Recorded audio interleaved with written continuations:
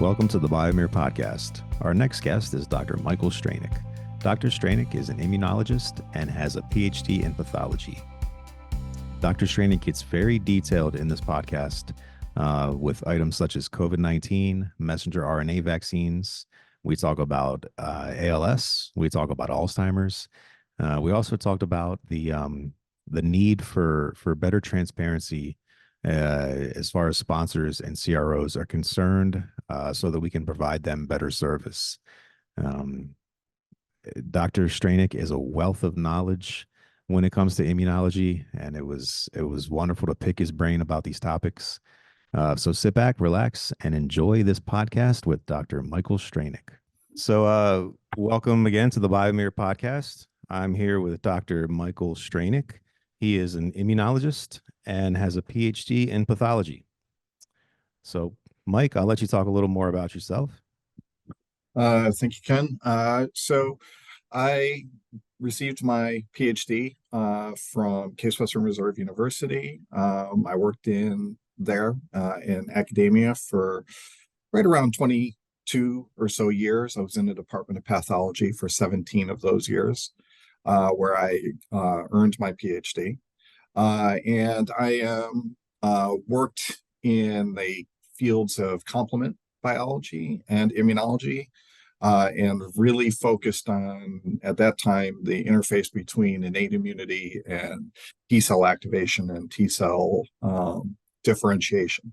So when you go from a naive T cell to a T effector cell or a regulatory T cell, and the different subsets in those two groupings. Then after that, I joined industry, doing novel drug development, focusing on autoimmune disorders, which is a large part of what my PhD focused on, was studying how you can control T cell activation in the immune system to bias either to cool down for autoimmune disorders or to activate T cells for immuno-oncology, which is where a lot of my immuno-oncology experience comes from. And then the company I was working for there moved on to become a strictly clinically focused with their pipelines. So their R&D team all moved on, and then I joined Biomir at that point. And I've been working here now for nearly a year on immuno-oncology models and running our in vitro lab here. Interesting, great. So we do a lot of work in things like drug delivery to treat conditions such as ALS. I've always wondered if there's an immune response to ALS, and I kind of wonder, is that also just an overreaction of the immune system? Potentially? Yeah, I think so. I think, particularly when you talk about neurobiology, one of the expertises that was at my university was their pathology department's really well known for degenerative brain disorders, including they have a huge program on prion diseases, but they also do a lot of Alzheimer's work. And I think a similar thing is happening in a lot of those, where it's a failure of the immune system control. And those are, I think both of those could be both ALS and Alzheimer's. In a lot of ways, there's a lot of immune and autoimmunity going on in there. I remember at a conference, probably about 10 years ago now, and they were showing GWAS data on patients. And one of the highest expressed proteins that was popping out was complement factor 3, C3. And at the time, I was deeply involved in studying that protein because part of the complement system and its effects on T cell. And when you have lots of complement, you get lots of T cell activation. It really helps drive the process from the innate side of the equation. And so I think what has been seen more and more in the literature, starting at the fringes and slowly working its way inward for Alzheimer's, for example. And I've seen this recently on ALS as well, where we're seeing involvement of autoimmune. And I think it's really beginning to be appreciated that those two diseases may actually be autoimmune diseases. Interesting. Everyone talks about beta amyloid plaques. And I wondered myself, is that a cause or is that a symptom of the disease? And it's interesting. It's just interesting that the science still really, it's up in the air, kind of.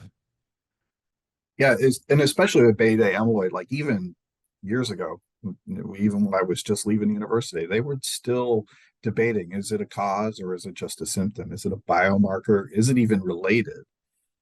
It's there and it's there in every patient. So it's probably at least a symptom of the disease, if not the cause.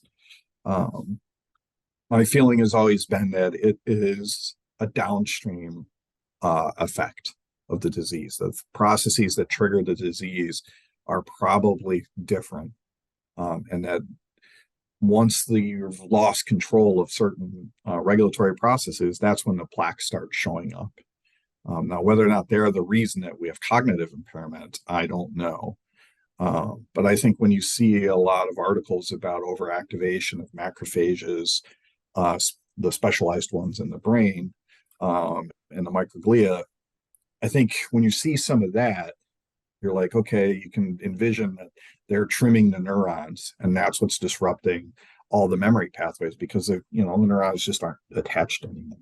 But you don't see that at a macroscopic scale when a patient goes in for imaging. It's not fine tuned enough these days. Right. Yeah, I kind of think about an MRI being like a view from, the space station. You can look Yeah, down, you can see the planet, but you don't see the individual cars and the people. It feels too zoomed out as a layman's way of putting it. yeah, yeah. And I think the same way. Hmm. Um, it's just like we can't see enough resolution. And even when we're looking at transgenic animal models and we're trying to use a two photon microscope that can achieve some of those resolutions, even then we're still not seeing enough of it because that those processes are really happening at like an electron microscope level to see bits of cell getting chewed up. You would need that Hmm. kind of resolution to see. Right. And do you think our models are accurate? In the sense that if you open a textbook and you're looking at a cell and you're looking at these processes, that's kind of you know, it's an analogy of how things work. But if you were to actually zoom in, would you think it'd be different? Are we pretty close on that? Kind of like I think the atom, how, the atom is not an electron as we see it, electron going around an atom. It looks much differently. Yeah, and I think it's very similar with textbooks. There's two things that you always got to remember about textbook. One, it's about 5 years out of date. Hmm. Most information doesn't get put into a textbook until it's been confirmed. And nowadays, it takes longer and longer for consensus to be built. And like, okay, this is now a textbook piece of information. I think if you look in the most recent immunology books, they're starting to talk about innate immune system interactions deeply with T cell biasing. And Hmm. that's something that even 5 years ago, it was not showing up in any textbooks. You weren't seeing citations from the different groups who have contributed information in the literature that says that. And so when you talk about, you know, the diagrams themselves, the second thing you need to bear in mind is they're made to be simple, easily digested for a young trainee, right? Hmm. Hmm. Textbooks meant for trainees. It's not meant for the experts. The experts have already read that book. They should know it by heart, and they're working on the deeper knowledge.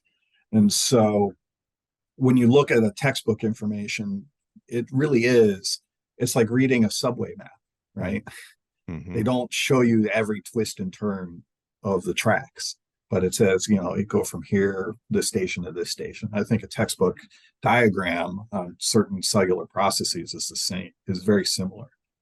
Whereas a real understanding for that analogy of you have to understand the tracks, the electricity that runs the stations, that runs the trains, the fueling systems, if they use a consumable fuel, like all of those little details, they're not on that diagram. Hmm. They're just completely obfuscated for simple ease for the common person to digest. And I think you see a similar thing with textbooks. Definitely, definitely. So, all of the knowledge that you've gained on the immune system and all the papers that you've written, what are you targeting these days? Um, these days, that one's a tricky question for me, because a lot of the stuff I did in the past 5 years when I was working for in the drug development is still under NDAs. Hmm. I think my ability to talk freely about stuff I worked on um, technically would expire in the summer of this coming year. But even then, because I'm working in the same family of companies, they were a research and development from Join, Hmm. our parent company. I think even then, I have kind of an obligation. So I'm kind of limited in what I can talk about. Right. Um, what I do focus on now, though, is because I'm providing in vitro lab support and model support for our where I'm at right now with animal models and consulting for clients is I do focus on um, appropriate model selection, what questions can we answer, what services we can provide. And so one of the things that, for example, I focus on are what can I do with the equipment I have that gets as close to an academic answer that a lot of companies may want when they don't necessarily have access to those these days. Most pharmaceutical companies, their capabilities, especially in the startup realm, are much lower because they just can't afford to buy every piece of equipment like someone say Eli Lilly could, Mhm. or Genentech. Like they can run full academic research programs to drive and support their products, but smaller companies, they can't necessarily do that. And those people work very closely with their disease, but they're not necessarily familiar with all the models that could be done in an industry setting. And so I try to focus on helping them choose the appropriate model Hmm. uh, these days. Interesting. And are those so delivery routes? And I work a lot in what's the best way to dose the brain, and Mhm. what's the best way to get a global transduction into the central nervous system? And would you say you're primarily working with AAV vectors, ASOs, So, or? so the things I can tell you what I'm seeing right Mhm. now. The hot topics are delivery vectors. Delivery methods, delivery vectors is the hot thing. We see a lot less specific molecules like for immuno-oncology and checkpoint therapy. We don't see as many of those anymore. Mhm. Now, since the advent of COVID-19, everyone's, because of the vaccine and its unique way it was being delivered with the lipid nanoparticles, now everybody's testing their compound with the delivery method. And the advantage to a lipid nanoparticle is you can change it. Like you have your lipid, but then you can paint molecules on the surface by expressing molecules that can incorporate into the surface, or you can purify them, and then you can target those to certain tissues. And so that's the thing I'm seeing a lot of. And both with that delivery method and the science that's targeting those things, but also what are they delivering? Are they delivering a drug or are they delivering AAV? I'm seeing both.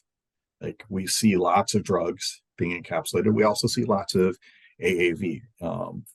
Lots of different companies are doing this now that they're starting to get into that ability to target specific tissues and do gene therapy much more targeted than previously has been achievable. So we are seeing those types of things. And that's one of the things that we're trying to find support for people is how they can measure their target. We can do a lot of that stuff here with expression vectors that the clients already have in their targets sometimes, and then we can image that inside in vivo in some models for the small rodents is how we usually do that. For the larger animals, when they're trying to start doing their PK, PD studies, um, for those, it's usually you get an animal dose, they do the timing, and then we send the tissues out for analysis so that the people can figure out what organs their target is getting to, and is it getting to the organ they have targeted with their engineering. Hmm. Interesting. Do you see do you see a path forward for messenger RNA vaccines as a whole? Do you think COVID was kind of the initial push to? Yeah, I think COVID was the push to show that something that we had been achieving in the lab can be done in a clinical setting at a large scale. And that is now going to be, as you'll, I think very strongly over time, we're going to see a shift in vaccines in that direction. My concern as an immunologist is the packaging systems and tolerance against the packaging systems. In some ways, you want to have an immune response against them because that's what you're trying to do, trying to immunize people. So you want their immune system to be boosted. But if it's too strong and it clears out the vaccine before it can effectively be expressed with the messenger RNAs, you could run into problems there. And that's the only, as an immunologist, that's the only theoretical barrier I can envision right now. Mhm. With lipid nanoparticle delivery, it shouldn't be too big of a problem because the immune response against lipids, there's only a few specialized subsets that do that. And clearly, they're not involved with these first generation delivery systems. Um, I'm more worried about the tissue specific targeting ones. Like, will patients develop immune reactions against those targeted molecules? Like, so if you're trying to target something to a brain cell so it'll clear the blood brain barrier, Mhm. it might work the first time or two, but on the third time, does it get through? Or you correct one disease and then they develop a disease later. Can you use that same delivery vector? Will it still work? That's where the frontier, I think, is in delivery methods. Gotcha. Yeah, I recently saw in the news they've been talking about DNA contamination with the COVID vaccine. I don't know if that's part of the manufacturing process or that's just something they can work out. Eh, I haven't seen that Mm. specifically in that article. I've not heard that. I would suggest that it's probably a contamination Hmm. during the manufacturing process. Is probably a sloppy because these things are being made in multiple manufacturers. Right. If the quality controls are usually very tight in Hmm. most FDA regulated manufacturers. Um, Even so, I could see cases where you're getting some DNA through the purification because messenger RNA and DNA purification methods are so close to each other in terms of how you do it. Most in vitro labs, their purification method's going to pull, if they're pulling mRNA out, they're going to pull DNA out too. It's just the way the patients are to the methods that are available to people. So at the commercial scale, I could see how that might be leaking through. Hmm. Um, I don't know if it's a huge issue though, uh, Right. because the DNA that's likely contaminating is probably just from the cells that they're using to manufacture it in the first place. Hmm. Most of those are a mammalian cell line that shouldn't have any effects, I Hmm. would think. But I'd have to look at the article to see, and more importantly, the FDA report to Right. see what actually happened in those Sure. cases. Sure. Sure. You mentioned prion diseases like Crutchfield-Jakob disease, things like Hmm. that. Yeah. Um, are there that's kind of a would you say that's a small number of cases of that like versus Alzheimer's and different neurological degenerative diseases? The number of cases of those are very small, especially with tighter controls on agriculture now. We're not seeing so much mad cow disease. Hmm. Um, I'm more familiar with it just because the center for collecting all the samples from patients that had encountered it was at Case Western, was a floor above me. So we were on the third floor, and that was on the fourth floor, and that whole floor was the prion floor. So everyone was always worried about going up there, touching a single doorknob up there. You never know with that disease because it takes like 10 years for it to manifest. Um, Yeah. so Yeah, I used to harvest spines at the anatomy board and some of the older dementia patients. It would always worry me like, I yeah, don't want a needle stick here. because you never know. You're working with brain tissue. Yeah, I think that's the same thing, even when you're working with, because that same facility also does all the Alzheimer's. Mm. All that work's being stored up there too. They're a big center Hmm. for bio banking. And so I always worried about that as well. Like whenever I had to do a study with either set, I'm like, I don't want a needle stick here. I don't like those are Hmm. ones that you're like really worried about because if even a little bit gets on you, you're not going to know forever. It Right. takes like 10 years before you know. So Oh wow. Yeah, so there's not even a way to trace, patients that have that. It's where'd you get it? We have no idea. yeah, because even if it like the misfolded protein triggered it in yourself, it takes so long for it to build up. By the time it builds up, it's all yours.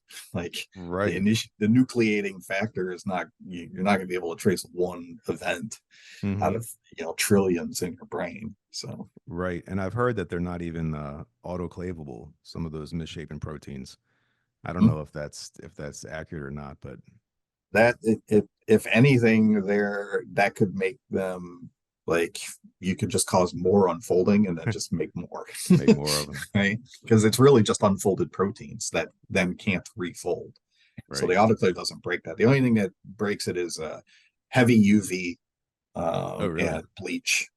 Bleach, heavy UV and bleach and formalin. Those are the only things that can really, things that totally kill a protein. They're going to be the only things that do that. Autoclave just melts stuff. It doesn't Hmm. actually break any bonds. You need Right. something to covalently modify the Hmm. target. Hmm. Interesting. Yeah, it's fascinating to talk to someone with such a wealth of knowledge in this field. I mean, I feel like I can ask you anything about it, and yeah, it's very enlightening. So thanks for doing this podcast and your time here. Um, is there Thank you. anything else you'd like to go over as far as maybe Biomir is concerned, or the CRO Um, business as a whole? yeah, the only thing is, so one of the things when I was thinking about our conversation, one thing, because I'm an immuno-oncologist, one of the things I've really realized since I've joined is that for people out there who are studying tumor models and they want to do work in vitro and in vivo, it's interesting how few are aware of some of the limitations in industry, in Really? CRO business. And, choosing the correct model can be critical to success or failure for them. And so when you're working with a partner, whether it's Biomir or one of our competitors, you have to drill down very carefully with them on what you're trying to achieve. And a lot of pharmaceutical industries necessarily are trying to keep things close to the vest. They don't want to disclose their target. They don't want to disclose their molecule, their therapeutic, because they don't want someone to steal it. It's generally not going to happen when you're working with someone like us because we work with dozens of companies every year, and we have to keep all of their stuff secret, whether they fully disclose or not. Some fully disclose, others don't tell us next to nothing. It comes to us as therapeutic A, and that's all we hear. Right. But when they're choosing their models, we have had experience where someone will send a therapeutic, will run it, and we'll see lots of toxicity in the small animal where they're trying to do their efficacy study and trying to prove that their therapeutic works. And they'll run it and they'll run it again. And then you go back and you look at it, and they have what they have is a molecule that's fully humanized. It's ready to go in a human being, but they're giving it to an animal that then is generating an immune response. And in the case of cancer, most drugs, they're designed specifically to poke the immune system forward. We want to get a hot immune response. But when you do that in an animal, you start getting a toxic effect. So then your drug looks like it's toxic and you can't use it, right? Mm. Right.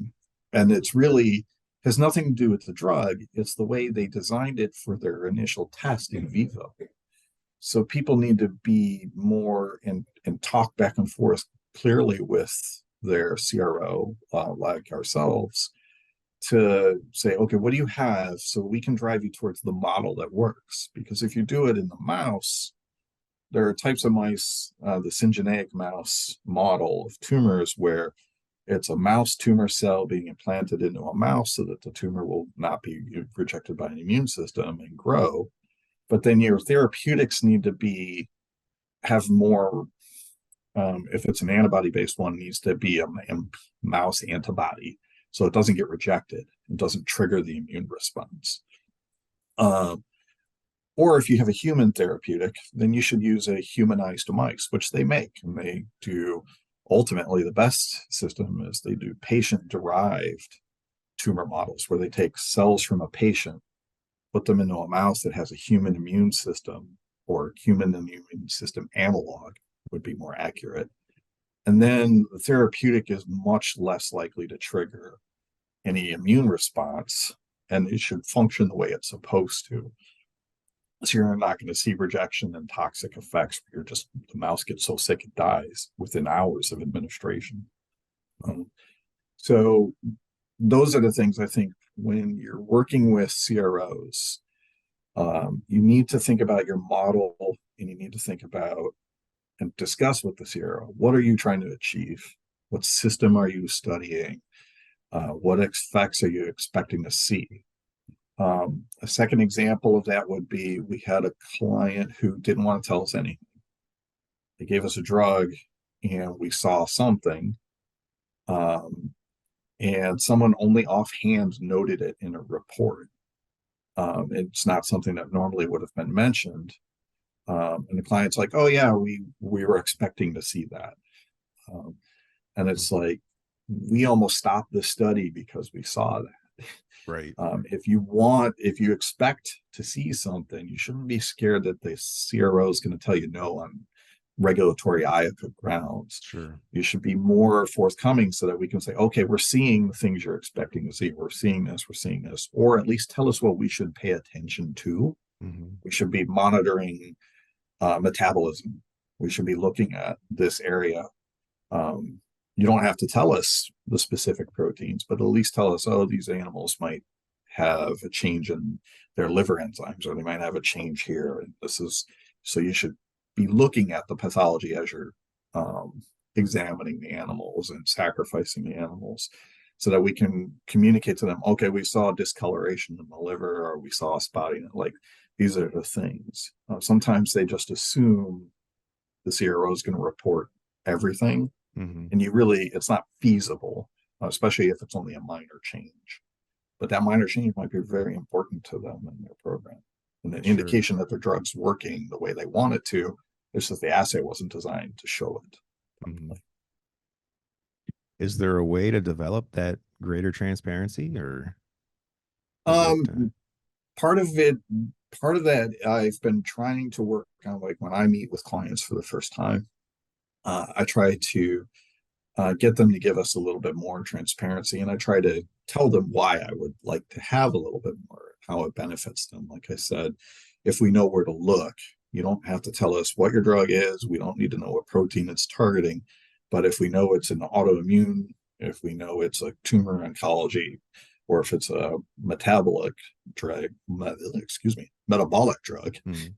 we can then examine things much more carefully and give you more detailed reports. And I try to communicate that to clients.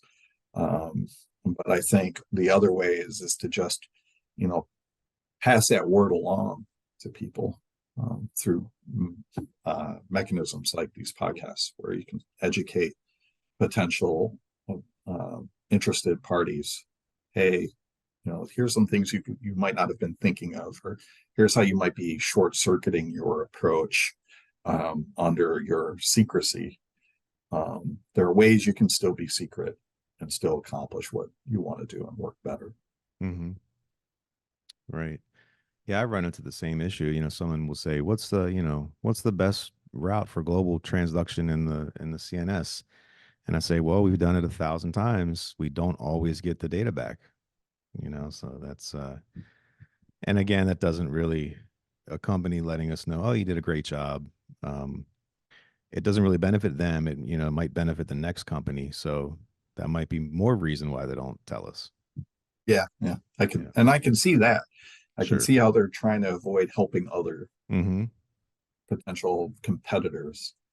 But at the same time, a lot of companies, when they're working with us anyway, especially my involvement will be a lot of times on the small animal side, because that's the Mm-hmm. one where they're doing their initial investigations. And the techniques that we're doing for them tend to be exploited more in terms of looking at advanced immuno readouts, phenotyping of the immune cells via flow, activation markers, all of those sorts of things.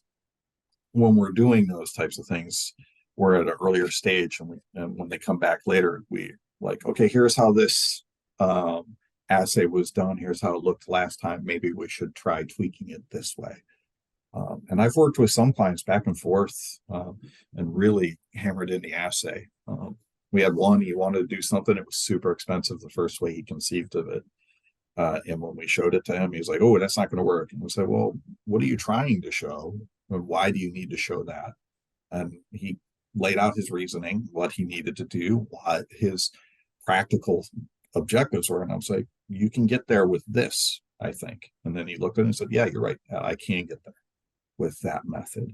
And that will give me what I need to move forward. And so they were able to change things dramatically and made it a much easier, much more feasible study, both from the actual practical doing the work, but also from a cost benefit. Mm, Like they weren't going to lay out money they could, right. but they could achieve their goal nonetheless. Mm-hmm. That's the thing I think most people need help understanding when you work with the CRO. You can still achieve your goal, and you're much closer if you're more transparent. When you're trying to play things too close to the vest, then we can't tell you the alternatives.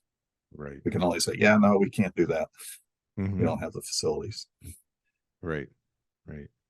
Yeah. Hopefully these things like this podcast uh, lend themselves to greater discussion and discourse with sponsors and CEO and CROs.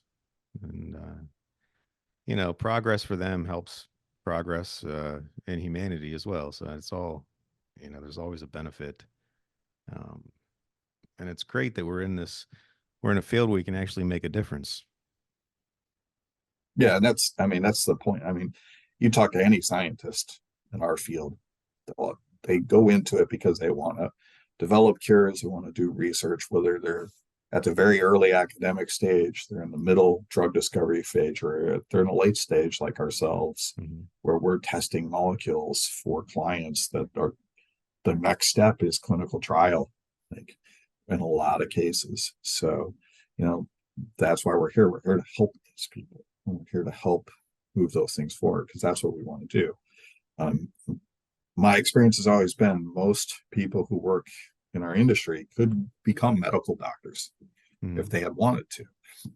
But from my personal reasoning, was I could be a doctor and I could help 10 to 20, maybe upwards of 30 people a day.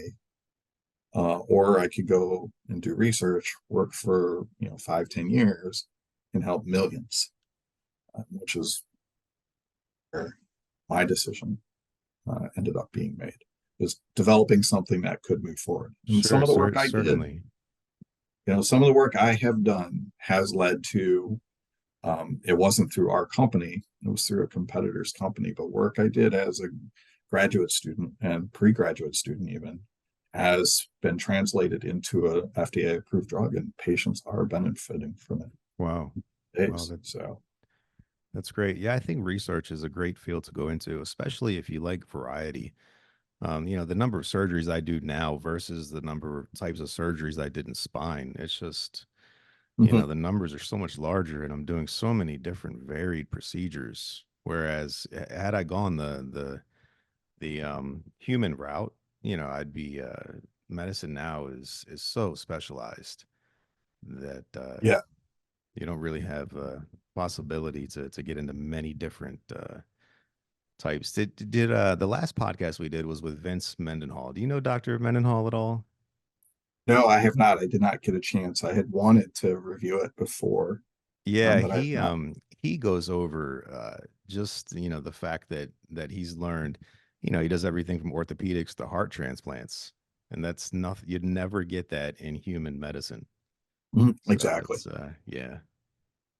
Yeah, that was one of the things, like when I transitioned from academics to industry, that was the one thing I missed, and why I like where I'm at now better in some respects is that I've gotten back to the variety. Hmm. When I was working in the academic, the breadth I worked on, I started as a biochemist and working in a biochemistry department. Then I moved to a pathology department where I worked on immunology, and that, because of all the diseases we tested, the so many subsystems you had to learn and go into, all the metabolism, all the activation of cells, all the genetics that you need to know for diseases that are hereditary, or all the just making your tools all to do your studies. Like, it's such a huge scope and such a wide variety. And when I went into industry, and was doing, like, I'm developing this molecule, and I ended up working on four separate projects, all of which, we moved forward, and I got to work on that one, but it was just four molecules and four systems. Three were targeted for immuno-oncology, and one was an autoimmune field. And so it felt very, while it felt very fulfilling in that I was finally moving something forward, at Hmm. the same time, it felt very restricted because I was like, I had to focus on just those things. And when I moved back into working with Pioneer, now I'm working with a breadth of clients. Like, oh, I'm trying to develop an autoimmune drug. Oh, I'm trying to develop a tumor oncology drug. And, I'm getting that. Okay, I go research this one here because they're like, can we measure this molecule here, or can we order this disease inducing agent here? And so I have to go and do research. Like, yeah, I can do that. Yeah, we can do that. Hmm. We can make that work. We need to do a pilot study. I've never done it. I'm sure we could do it, but we just need to show you that we can before you drop, huge amount of money and not be Right. able to move forward. Hmm. Well, great. I think this has been a great podcast. Thank you. It's I it's I been appreciate the invite. I really, this has been a lot of fun. So yeah, definitely. Definitely.